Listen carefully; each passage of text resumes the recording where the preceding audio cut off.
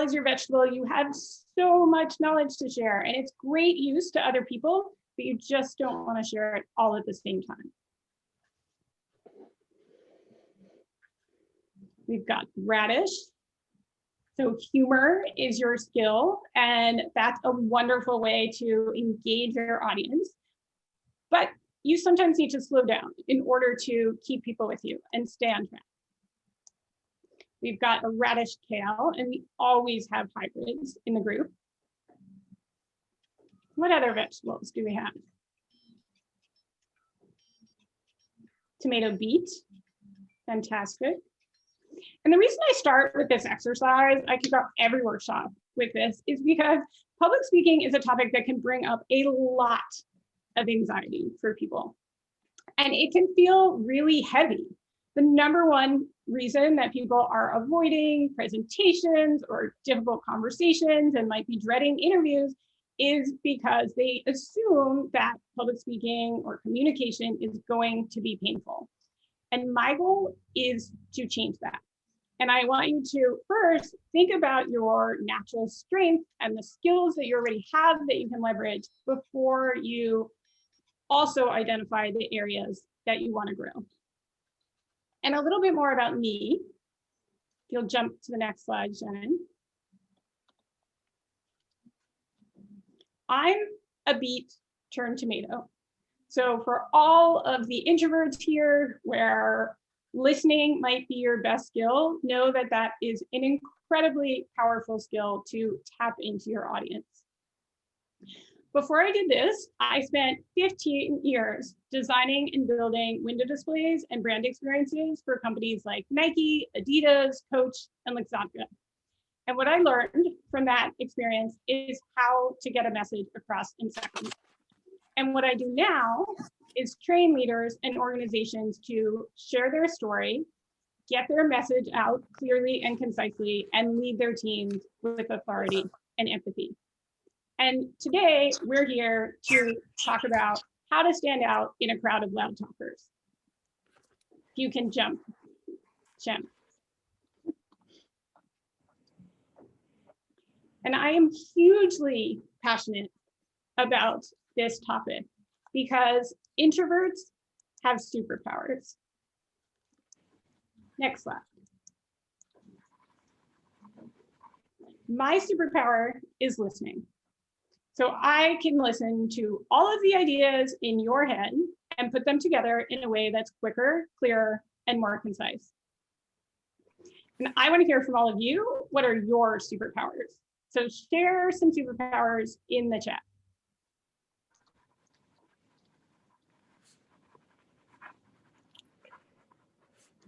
Even if they're not introvert superpowers.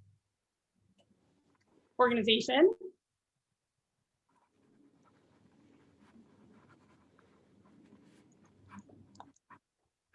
We only have one superpower here.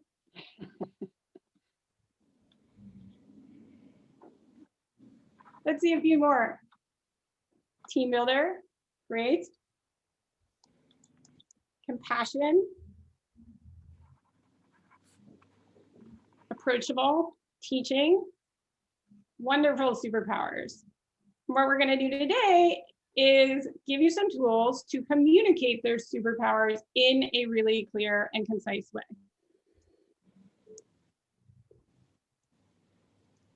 So the 4 things that we're going to cover today are clarity, delivery, mindset, and practice. And the reason that I start with clarity is that it is so important for introverts. Introverts do better with planning. Next slide, Shannon.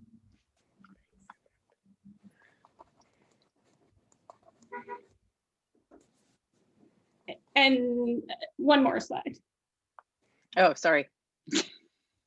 All right.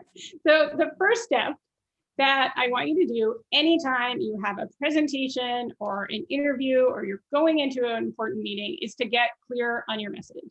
Because if you're not clear on your message and if your ideas are foggy, they are also going to appear foggy for everyone else. And I have a very specific way of helping people get clear on their message. I'm going to share that with you on the next slide. So this is an exercise that I take everyone through, which is to set your objective, because so often we go into presentations, we go into interviews or meetings, and we think about what we want to get out of the experience. And instead, what I want you to do is jump into the heads of your audience and think about what you want the experience to be for them. So the way I like to do this is to fill in the blanks for this sentence. At the end of my presentation or interview, I want the audience to remember blank and take action step blank. So we're gonna take a little bit of thinking time here. So take a minute and write down your objective for a presentation that you have coming up, or an interview that you have coming up, or a meeting. What's great about this format is it works for every situation.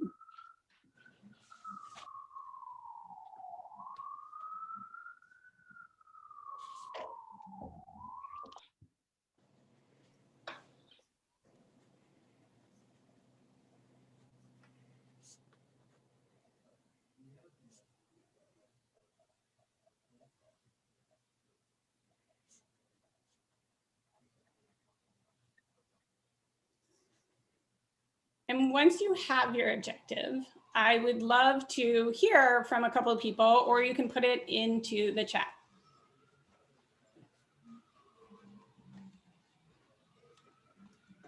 Does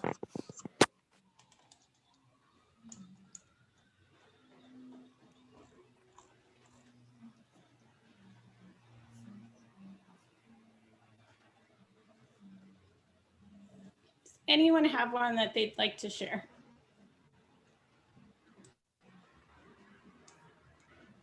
While you're thinking about it. Oh, great. So Stephanie says, remember my passion and step to make me a job offer. Oh, and the next step is to make me a job offer. All right, great. And so what I would suggest, Stephanie, is to get more specific about what your passion is, because the more specific you are and your ability to articulate your objective in one sentence allows you to then determine the rest of the information that you're going to share, to carefully select every detail, every story that is going to lead your audience to that objective. And what I would say about, the next action step is to make you a job offer. Whenever people have that, or that they want to sell something specific as their action step, I invite you to rethink that. And of course, this would depend on where you are in the interview process, assuming that you're interviewing. But let's just say it's a first interview.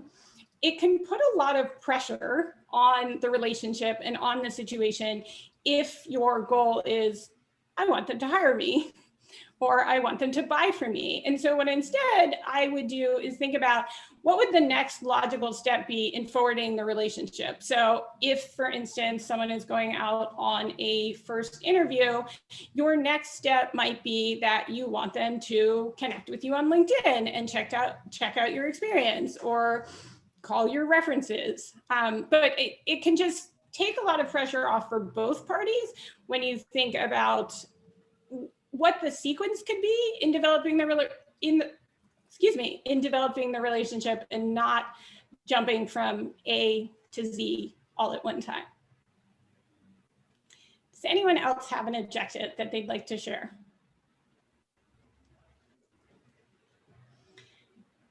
All right, so remember the impact of op loss on revenue and user experience. And your action step is to discuss proposed solutions with the partner.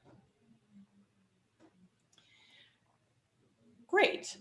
So I think it has a very clear action step, and you are speaking to a pain point.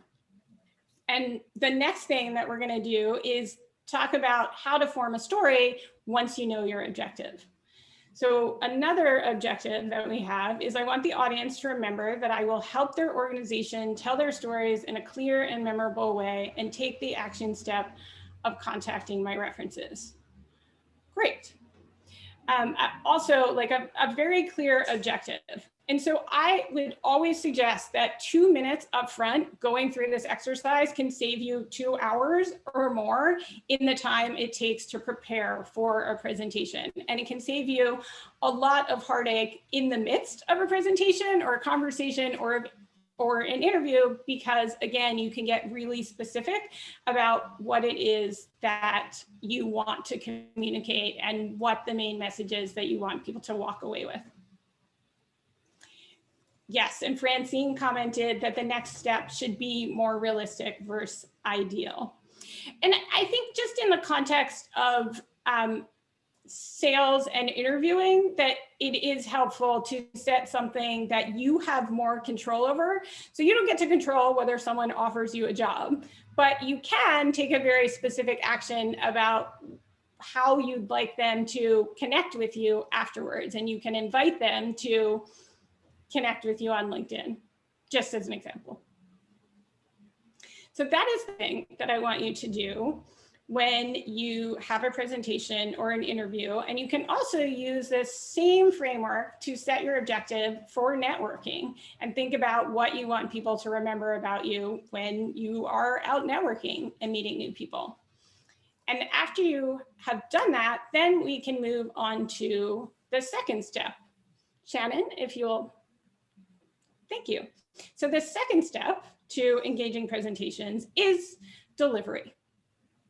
And there are so many ways to engage your audience when you are delivering a presentation or when you're interviewing. And one really powerful one is stories.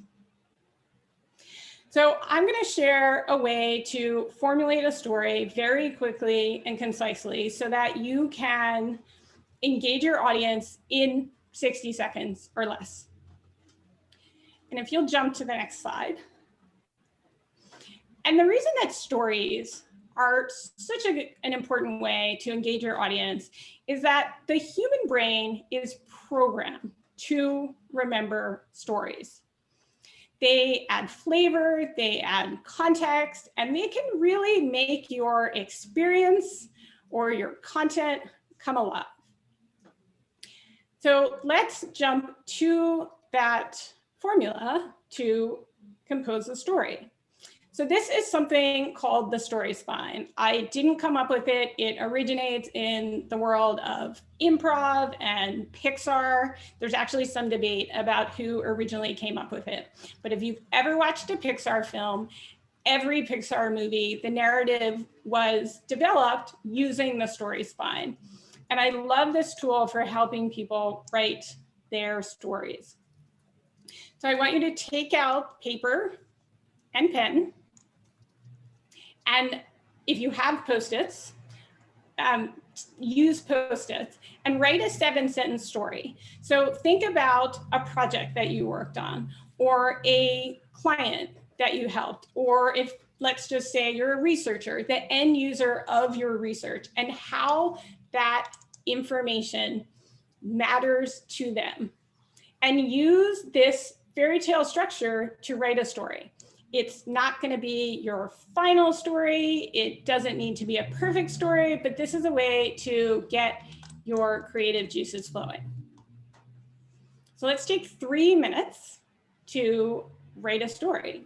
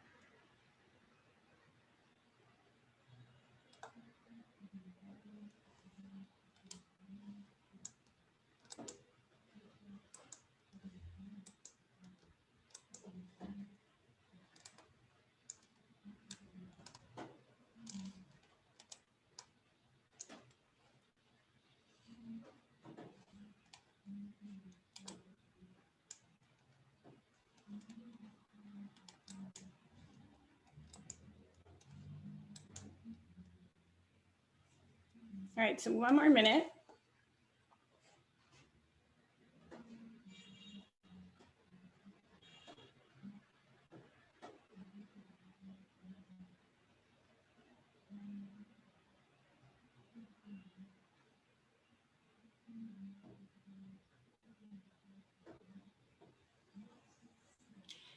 Who would like to share their story, either in the chat or unmute yourself and read us your story?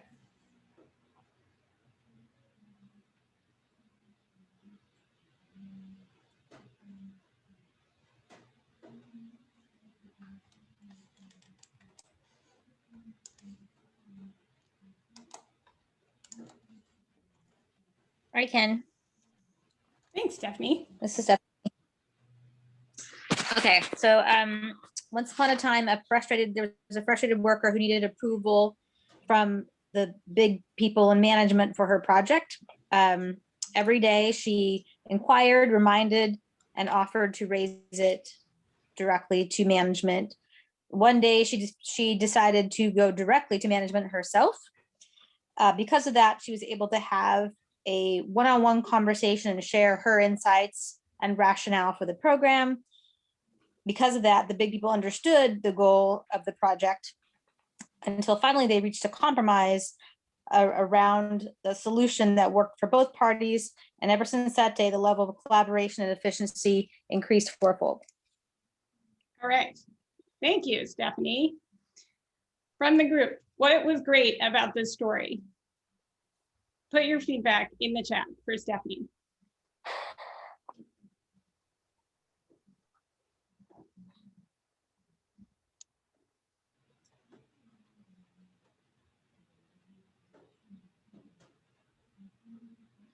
It was clear, and it gave you a picture of what she does.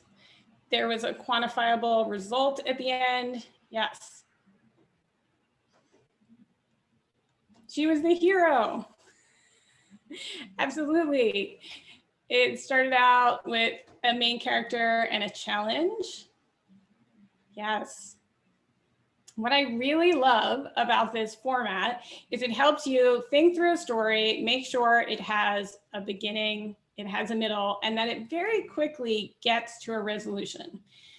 Because you don't want to share too many details at once because you might lose people in the weeds. But when you quickly get to the resolution and share some of the process and the steps of how you solved a problem, that can demonstrate the specific skills that you want to convey in an interview or a presentation.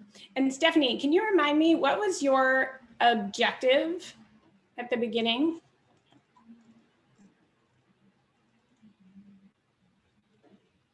I think it was that you're passionate. And so if that's what you want to convey, you can think about how you can include even more details to show how you're passionate about developing processes in solving problems.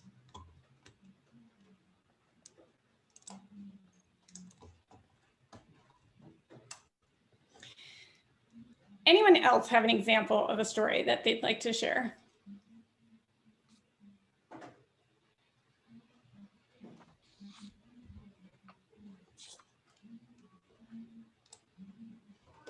All right, don't all talk at once.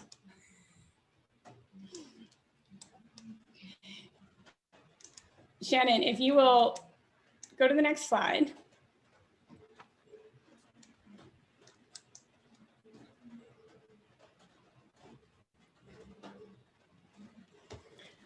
I'm going to share a story about some clients that I've worked with at an agency called Fancy. So these two women, I met them 3.5 years ago.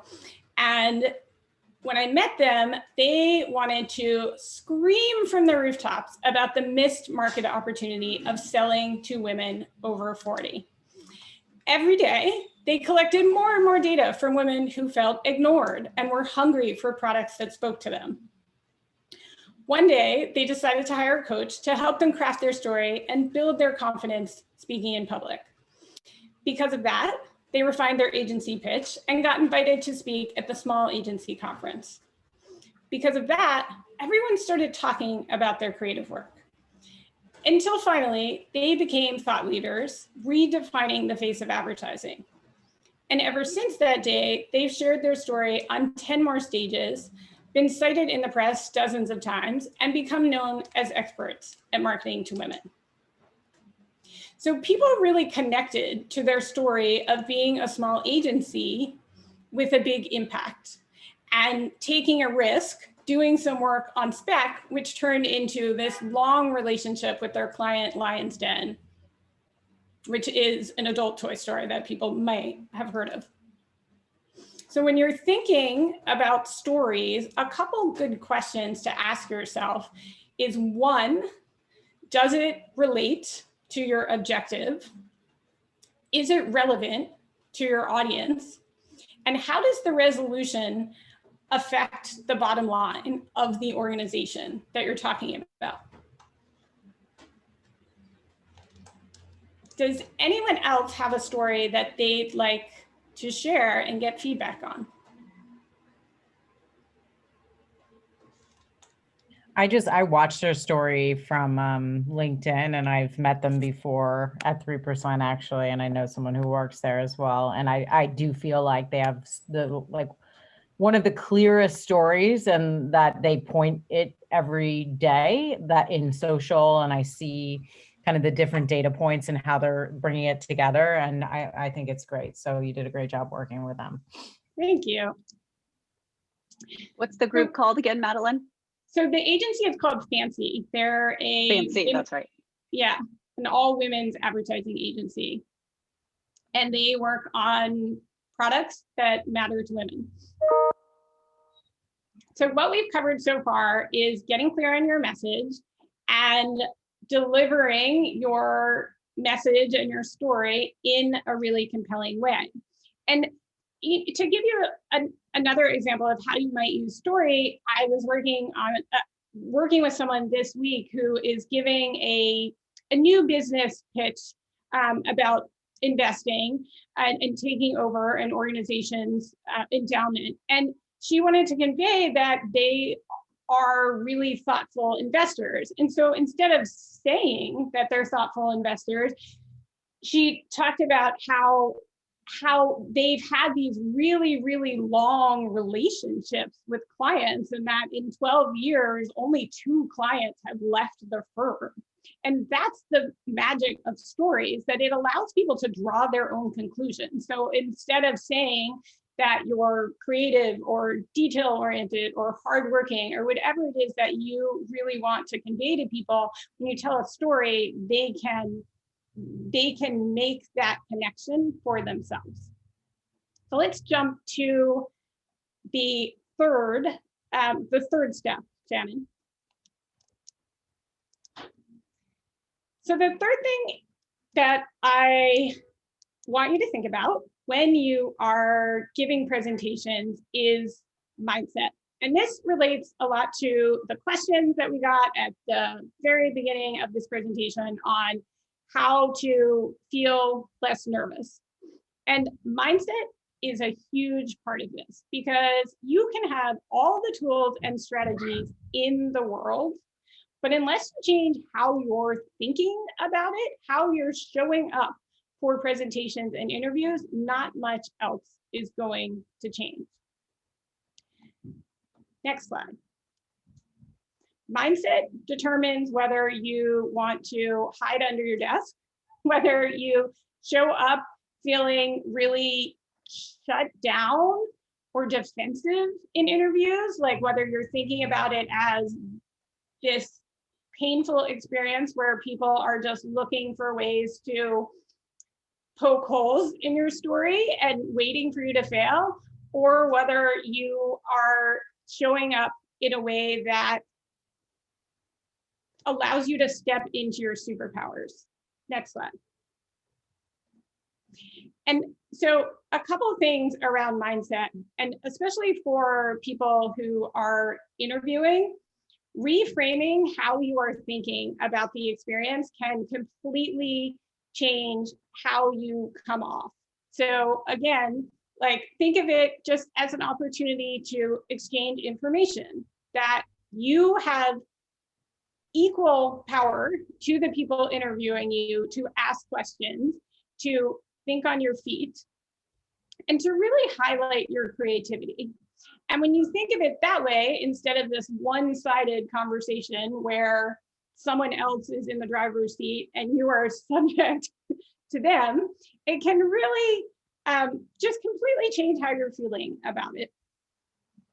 So I'm curious, and I'm looking back through the chat, what are some other challenges that people have around, or what are some predominant thoughts that you have around presenting and public speaking and interviewing?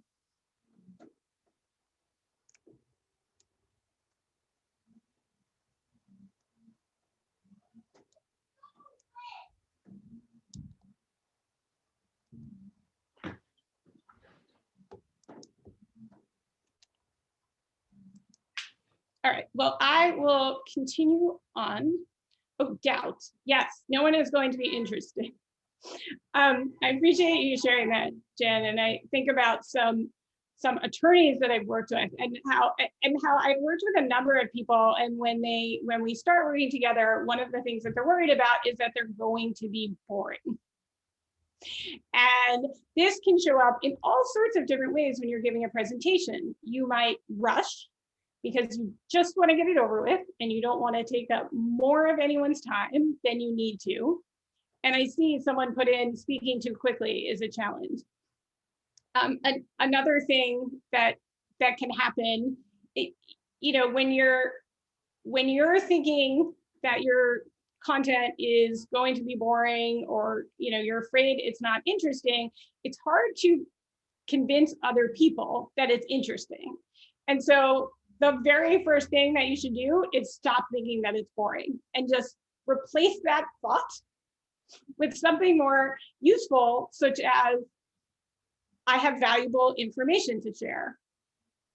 And it's kind of like, if you think about moving the furniture in your apartment. So I've rearranged my furniture 5 times during COVID, and moving the couch to a different spot can change how an entire room looks. Right? You have all the same pieces, but you just move them around and suddenly the whole room looks different. And that's what happens when you shift your mindset and when you pick new thoughts about presentations.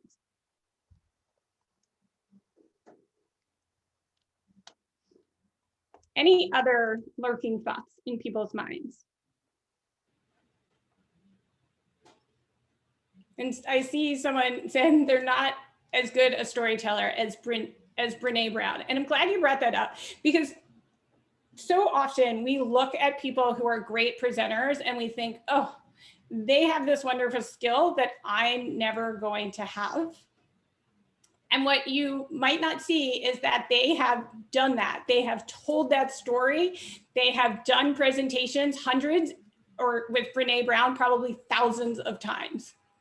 And so it's a skill that they have honed over years. And that is a great segue to the 4th principle that I want to talk about. And that is practice. And particularly for introverts, practice is so important. And I think back to a time much earlier in my career where I was terrified of public speaking. I was good at connecting with people one-on-one or one-on-two, but anything more than one-on-3 got me really nervous. And I would have all the feelings, like heart pounding, sweaty hands, voice shaking. And I once had my boss fly in for a client meeting and let me know that day, like, you're going to present today. So I had no notice and no preparation. And that made me sick to my stomach. So practice is something that you can start to incorporate into your daily life, so that if you get asked to give a presentation last minute, that you will be able to call on the skills that you have developed already to do it. So some ways to practice if you will jump to the next slide, are to find a buddy. I would encourage you to reach out to someone who is on this call now, either send them a direct message or connect with them on LinkedIn and commit to meeting again and practicing your story. You can also, if you have small children in your life, practice for your children, your dog, or your pet lizard. Dogs make really great understanding audiences. There's actually a pilot study about how they're great for people who have anxiety around public speaking. And all of the things that you might do to keep your dog engaged, such as move around the room, or change the tone of your voice, or speed up, or slow down, those are also techniques that work well to engage humans. And I see that Jennifer says her children are not understanding. So if your children won't sit through a presentation, grab their stuffed animals, line them up, and give yourself an audience and practice for them. And the last thing, the last practice technique that I strongly suggest is to record yourself practicing. You can do this on video, you can do this on voice memo, but getting that information in advance, and I know a lot of people don't like to do this, they don't like to watch themselves do it, but you will gain so much valuable information, and stumbling through it ahead of time and learning from that will allow you to show up so much more comfortably when it matters most and when you're in a more pressured situation. And I am going to leave you with one thing, and that is public speaking is like baseball and knitting. Anyone can learn, it just takes practice.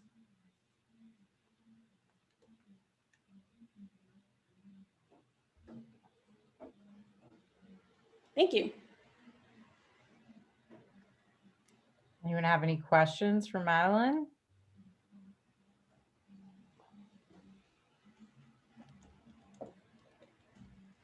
I think this is one skill that like everyone could practice and be better at, no matter how many times you've done it. Yeah, and it's just a skill, right? Like I didn't realize that until I was an adult, that like anything else, you can practice it. It takes muscle memory, and that's what you're doing when you practice, whether it's for your dog, for your colleagues, for your children. Yep, exactly. I remember doing, when I worked at Discovery Channel, we had to, or they sent me to this like week-long, painful public speaking course. But, you know, it's all of the things that you said, Madeline, and, you know, they recorded you like starting on the second day constantly. And I mean, it's painful at first, but it is definitely helpful in just being able to hone that as a skill. I agree. Although I do disagree with filming people in a group too soon. Yeah. And that's why I like to start with more fun and playful exercises, because, you know, that might work for people who are at a certain level of confidence. And then for people who might be really new at it and really scared, that just adds to the frightening experience. And it can actually have the reverse effect. And so, you know, part of my process is helping people think about it differently and really helping them discover their strengths so that they can let more of their personality shine through, and that they're not all striving for the same look on video.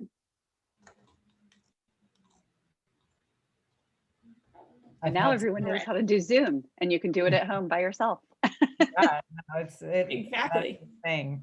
I've had some moments like where the practicing in front of people is like is very difficult for me. Like I hate, we have to rehearse our big meetings for our ELTs, and I just find that so much more nerve-wracking than the actual presentation itself.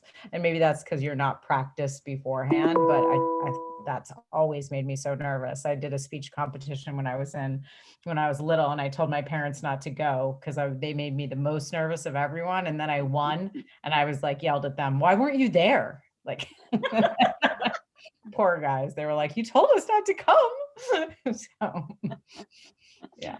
I would agree about practicing in front of colleagues. And And so I think it's so helpful to have a friend on speed dial who you can call or send a short snippet of a video to ask them, what do you think?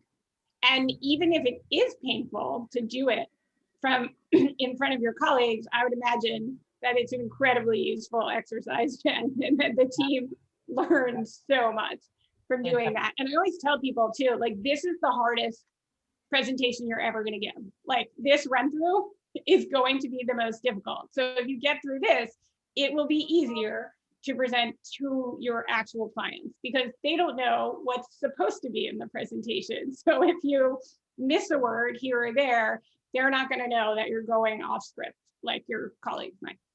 Yeah, exactly.